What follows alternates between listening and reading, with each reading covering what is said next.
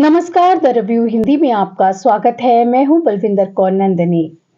तारीख 7 दिसंबर 1941।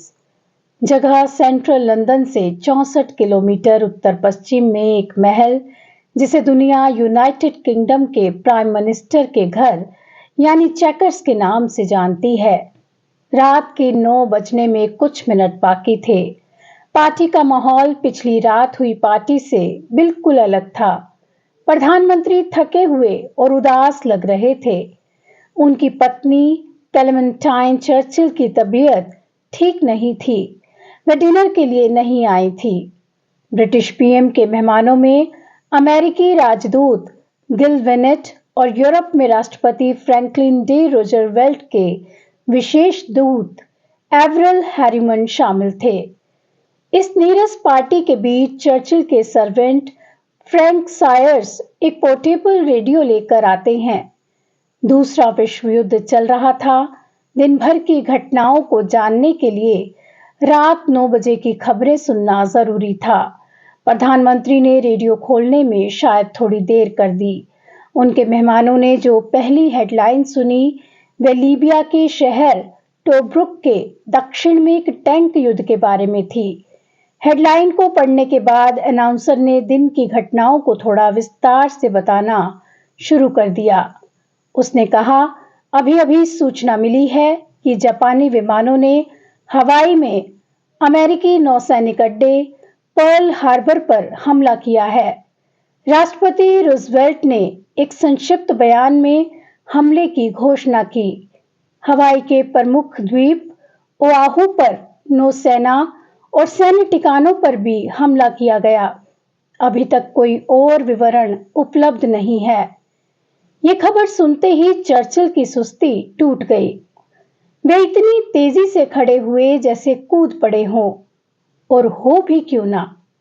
ये वो खबर थी जिसे सुनने के लिए चर्चिल न जाने कब से बेचैन थे। इतिहास ने करवट ले ली थी। दूसरे विश्व युद्ध के अंत की शुरुआत हो गई थी। हालांकि इसकी बड़ी कीमत चुकानी पड़ी। रविवार 7 दिसंबर 1941 की सुबह को पर्ल हार्बर पर जापानी हमला 2 वेब यानी 2 चरणों में हुआ। पहली वेब में लगभग 200 विमान शामिल थे, जो स्थानीय समय अनुसार सुबह 7:55 पर नौसैनिक अड्डे पर पहुंचे। जापानियों का लक्ष्य बंदरगाह में लंगर डाले हुए वारशिप्स, नौसेना वायु स्टेशन, व्हीलर फील्ड और हिकम फील्ड में जमीन पर मौजूद विमानों को नष्ट करना था। जापानी विमानों का दूसरा हमला पहले के लगभग 1 घंटे बाद हुआ, ताकि अधिकतम नुकसान पहुंचाया जा सके।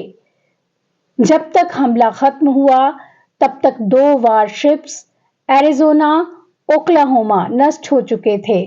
6 अन्य वारशिप्स को अलग अलग स्तर पर नुकसान पहुंचा। कई अन्य जहाज नष्ट हो गए या क्षतिग्रस्त हो गए और 180 से अधिक अमेरिकी प्लेन तबाह हुए। एरिजोना के 1177 चालक दल के सदस्यों सहित 2300 से अधिक अमेरिकी सैन्यकर्मी मारे गए। अन्य 1100 लोग घायल हुए। जापानियों ने 29 विमान, कई पनडुब्बियां और 100 से कम लोग खो दिए। ये दौर साम्राज्यवादी ताकतों का था, जो अपनी ताकत के बल पर दुनिया को चलाना चाहती थी। दुनिया की आबादी का बड़ा हिस्सा गुलामी में जी रहा था।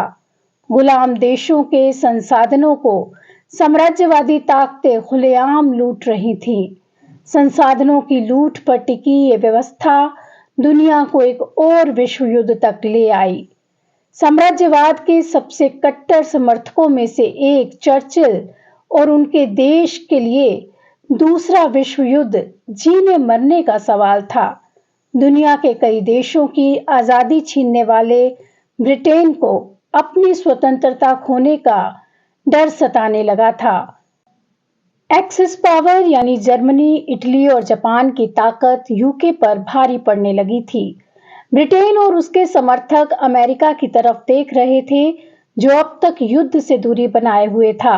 हालांकि जापान के साथ उनके रिश्ते उस दौर में बेहद तनावपूर्ण हो गए थे। दोनों के बीच युद्ध की संभावना बनने लगी थी। बस चर्चिल यही चाहते थे कि किसी तरह अमेरिका जंग में शामिल हो जाए। पर्ल हार्बर पर हमले से ब्रिटिश पीएम की मन की मुराद पूरी हो गई। अमेरिका पर जापानी हमला हो चुका था। चेकर्स में डिनर कर रहे चर्चिल ने तुरंत जापान के खिलाफ युद्ध की घोषणा करने का मन बनाया। उनके इस उतावलेपन पर अमेरिकी राजदूत भी हैरान रह गए। चर्चिल ने रूजवेल्ट को फोन लगाया और पूछा, मिस्टर प्रेसिडेंट, जापान के बारे में ये क्या है? अमेरिकी राष्ट्रपति ने जवाब दिया, ये बिल्कुल सच है। उन्होंने पर्ल हार्बर में हम पर हमला किया है। अब हम सब एक ही नाव में सवार हैं। चर्चिल दूसरे विश्व युद्ध के बाद से ही एक वाक्य सुनना चाहते थे। उनकी खुशी और जोश का आलम यह था कि यूनाइटेड किंगडम ने संयुक्त राज्य अमेरिका से 9 घंटे पहले जापान के खिलाफ युद्ध की घोषणा कर दी। जैसा कि सभी जानते हैं कि 8 दिसंबर 1941 को अमेरिका ने जापान के खिलाफ युद्ध की घोषणा कर दी। दूसरा विश्व युद्ध चरम पर पहुंच गया। अमेरिका ने आखिरकार मानवता के इतिहास का सबसे खतरनाक हथियार एटम बम इस्तेमाल किया और 2 जापानी शहरों हिरोशिमा और नागासाकी पर इसे गिराया। जापान ने सरेंडर कर दिया, वहीं जर्मनी और इटली ने अपनी हार स्वीकार ली। क्या दूसरे विश्व युद्ध ने फासिज्म और साम्राज्यवाद को खत्म किया? नहीं। आज की दुनिया में ये दोनों बुराइयां कुछ अलग रूप से हमारे सामने हैं। मजहबी कट्टरता, पूंजीवादी लूट के गठबंधन ने नव साम्राज्यवाद को जन्म दिया। दूसरे विश्व युद्ध के बाद भी जंगों का इस सिलसिला जारी रहा है। आज भी दुनिया के अलग-अलग हिस्सों में युद्ध जारी है। जो ताकतें दूसरे विश्व युद्ध में शामिल थीं, उनमें से कई आज के संघर्षों में भी शामिल है। हिरोशिमा और नागासाकी की तबाही देखने के बाद भी दुनिया में परमाणु हथियारों की होड़ कम नहीं हुई।